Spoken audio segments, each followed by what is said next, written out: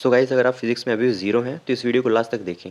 इस वीडियो को देखने के बाद आपको ये तो क्लियर हो जाएगा कि इस टाइम से नीट तक आपको करना क्या है। हेलो गाइस, तो इस वीडियो में हम बात करने वाले फिजिक्स के लिए सबसे ज़्यादा इंपॉर्टेंट चैप्टर्स के बारे में। तो ये वीडियो खास करके उन लोगों के लिए होने वाला है जिनकी फिजिक्स बहुत ज़्यादा वीक है, जो मुश्किल से 100 मार्क्स भी स्कोर नहीं कर पा रहे हैं, या फिर उन्हें अभी टेस्ट देना चालू ही नहीं किया इस डर के कारण, क्योंकि उनका अभी फिजिक्स का सिलेबस नहीं हुआ। देखिए, तो अभी देखा जाए तो 4 महीने भी नहीं बचे हैं और यहाँ से हम कोई भी रैंडम चैप्टर्स पढ़ने का रिस्क नहीं ले सकते। अगर हमारी फिजिक्स वीक है तो हमें उस पर वर्क करना पड़ेगा, और वर्क दिमाग लगा के करना पड़ेगा। तो उसके लिए इधर मैं बताऊँगा सबसे ज़्यादा इंपॉर्टेंट चैप्टर्स। ध्यान रहे, सबसे ज़्यादा इंपॉर्टेंट चैप्टर्स मतलब ये नहीं है आपको सिर्फ ये चैप्टर करना तो पूरा सिलेबस है, बट सबसे पहले ये इन चैप्टर्स को करना है जो ज़्यादा वेटेज रखते हैं और सबसे ज़्यादा इंपॉर्टेंट हैं, जिनसे अच्छे से अच्छे क्वेश्चन बनने के ज़्यादा चांसेस रहते हैं। तो ये वीडियो पूरा देखिएगा लास्ट तक। तो शुरू करते हैं। हम इधर चैप्टर्स के वेटेज की बात नहीं करेंगे, हम यूनिट वाइज चलेंगे। क्यों? क्योंकि चैप्टर्स अगर देखा जाए तो ऊपर नीचे उनसे सवाल होते रहते हैं। किसी साल एक में 5 आ गए, किसी में 4, और अगले साल उन्हीं में 2 आ गए, और उसके बगल वाले चैप्टर में ज़्यादा आ गए। तो हम बात करें यूनिट में, क्योंकि इतना देखा गया है कि एक यूनिट में ऑलमोस्ट एवरेज अगर देखा जाए सेम नंबर ऑफ क्वेश्चन रहते हैं। तो हम बात करते हैं सबसे पहले मैकेनिक्स की। इसके अगर चैप्टर्स बता दूं तो unit and dimension, 1D, 2D, laws of motion, friction, work power energy, rotational, centre of mass, gravitation. तो ये सारे चैप्टर्स आते हैं मैकेनिक्स में।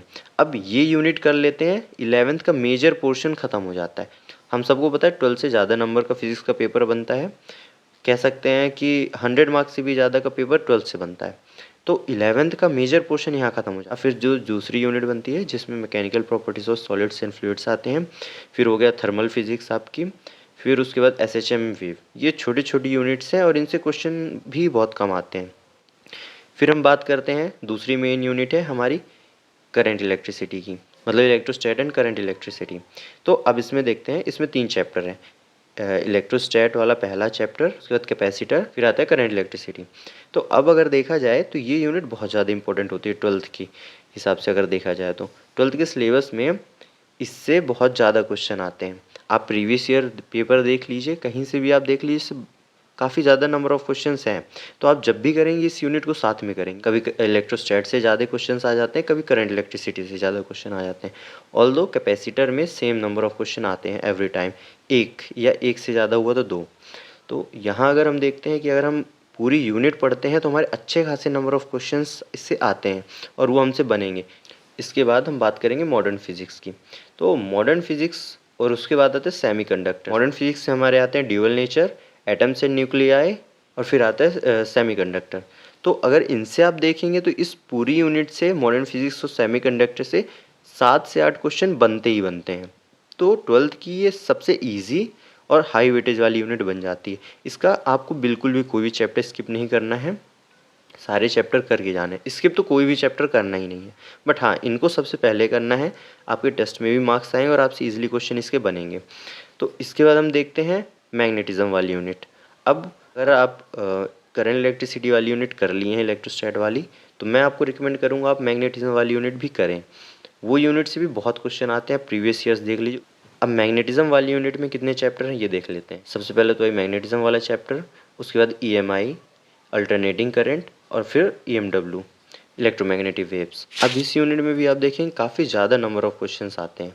अब मैं अगर बोलूँ तो आप इस यूनिट को बाकी सारी यूनिट से पहले करिएगा। जैसे मेन हमारी 3 यूनिट हो गई, मैकेनिक्स, वही इलेक्ट्रोस्टैट वाली, और लास्ट में मॉडर्न फिजिक्स। इसके बाद अगर आपको करना है तो आप ये वाली यूनिट करिएगा। काफ़ी लोग कहेंगे आपको कि आप रे ऑप्टिक्स वगैरह वाले में चले जाइए, क्योंकि रे ऑप्टिक्स और वेव ऑप्टिक्स इन दोनों को मिला के 4 क्वेश्चन आते हैं। बट मैं कहूँगा आप इस यूनिट को करिएगा, इसमें 4 से तो ज़्यादा क्वेश्चन आएंगे और ये उतनी मुश्किल नहीं लगेगी, क्योंकि मुझे रे ऑप्टिक्स और वेव ऑप्टिक्स कुछ उतनी पसंद नहीं, और आप सब भी काफ़ी रिलेट कर पाएंगे इस बात से। अब आपने अगर ये 4 यूनिट्स कर ली हैं, जिसमें 3 सबसे ज़्यादा इंपॉर्टेंट यूनिट्स और चौथी मैग्नेटिज्म वाली, तो यहाँ से आपसे ईजिली 30 क्वेश्चंस बन जाएंगे। अब बचे हुए हमारे 15 क्वेश्चंस। अब इधर हम देखते हैं, थर्मल फिजिक्स हो गई, SHM वेव हो गया, और हमारी ये ऑप्टिक्स वाली यूनिट हो गई। अब इनमें से अब इतना आप अगर 4 यूनिट अच्छे से कर लेते हैं लेक्चर के साथ क्वेश्चन प्रैक्टिस, इसके बाद जब आपके पास कम टाइम बचेगा तो बाकी सारी जो बची हुई यूनिट है थर्मल फिजिक्स और एसएचएम वेव वाली और ये रे ऑप्टिक्स वेव ऑप्टिक्स, इसको आप वन शॉट लेक्चर और पीवाईक्यू से करिए। इतना करने के बाद आपसे इजीली इसके क्वेश्चंस बन जाएंगे, नीट में भी बन जाएंगे। थर्मल वगैरह में देख लें, पहले तो काफ़ी ज़्यादा क्वेश्चंस आते थे बट अब नहीं आते और क्वेश्चन एज सच कोई मुश्किल नहीं होते हैं। पीवाईक्यू से कॉन्सेप्ट ही रिपीट ऑन रिपीट आ रहे हैं। लास्ट में जब आपका ये मेजर चंक ऑफ पोर्शन हो जाएगा तो आप ये सारी यूनिट्स करिएगा लेक्चर देखकर वन शॉट वाले और पीवाईक्यू से।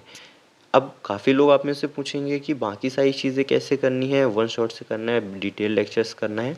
तो देखिए, सबसे पहले बात करते हैं वो लोग जिन्होंने बिल्कुल भी फिजिक्स नहीं किया है, तो उनके लिए तो बस एक ही ऑप्शन है वन शॉट देखना।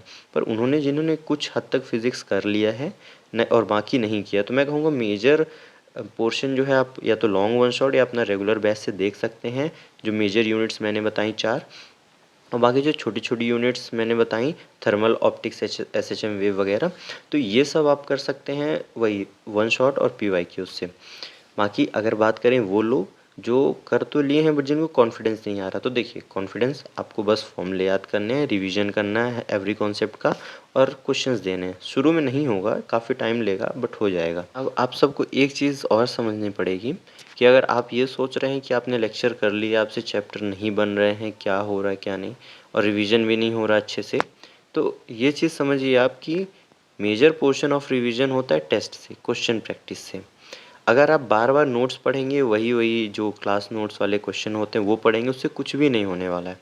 आप जब तक अलग से क्वेश्चंस उठा के नहीं करेंगे कि कोई भी मॉड्यूल से या कहीं से भी किसी भी XYZ सोर्स ऑफ क्वेश्चन से आपसे क्वेश्चन नहीं बनेंगे, चैप्टर में कॉन्फिडेंस नहीं आएगा और आप लो कॉन्फिडेंस साथ नीट का पेपर देने नहीं जा सकते हैं, या आप अफोर्ड ही नहीं कर सकते, ना आप ना मैं।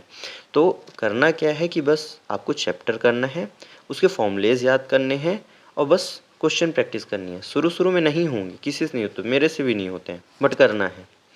इसी के साथ अगर देखा जाए कि टेस्ट का क्या करें, काफ़ी सारे लोगों का ये डाउट रहता है टेस्ट दें अभी क्योंकि सिलेबस नहीं हुआ है क्या कैसे, तो उस पर मैं सोच रहा हूँ एक अलग से वीडियो बनाने के लिए। अगर आप सबको चाहिए कि मैं इस पर वीडियो बनाऊँ कि टेस्ट का सिलेबस नहीं हुआ है, स्टिल हम टेस्ट देना कैसे चालू करें, क्योंकि देखिए अगर हम ये सोचेंगे जब हमारा सिलेबस होगा तब जाके हम टेस्ट देंगे, तो ऐसा नहीं होने वाला। पूरी तरह से सिलेबस तो लास्ट तक भी नहीं होगा। तो सबसे ज़्यादा इम्पोर्टेंट यही है कि जितना भी आपका सिलेबस हुआ है 50% से ऊपर ही हम मान के चलते हैं, क्योंकि 50% तो हमारा बायो ही ले जाती है। 50% से ऊपर लेके चलते हैं तो जितना भी सिलेबस हुआ आपको टेस्ट देना चालू करना पड़ेगा। देखिए होता क्या है ना कि कोई भी चैप्टर का सबसे बेस्ट क्वेश्चन ना टेस्ट में ही आते हैं। टेस्ट जनरेट ही ऐसे किया जाता है ना कि किसी भी चैप्टर से किस टॉपिक से ज़्यादा प्रोबेबिलिटी है उस क्वेश्चन के आने की, वही ही दिया जाता है। और अच्छे अच्छे पीवाईक्यूज जो रिपीट हो सकते हैं वो सब टेस्ट में आते हैं। टेस्ट में रैंडम क्वेश्चंस नहीं आते हैं, एक प्री प्लान्ड क्वेश्चंस आते हैं, अच्छा खासा प्लान किया जाता है कैसे क्वेश्चंस देने हैं। तो टेस्ट देना बहुत ज़रूरी है और जितने नंबर ऑफ टेस्ट आप दे सकते हैं उतने दीजिए। तो अगर आप सबको इस पे वीडियो चाहिए तो कमेंट सेक्शन में प्लीज़ बता के जाएँ।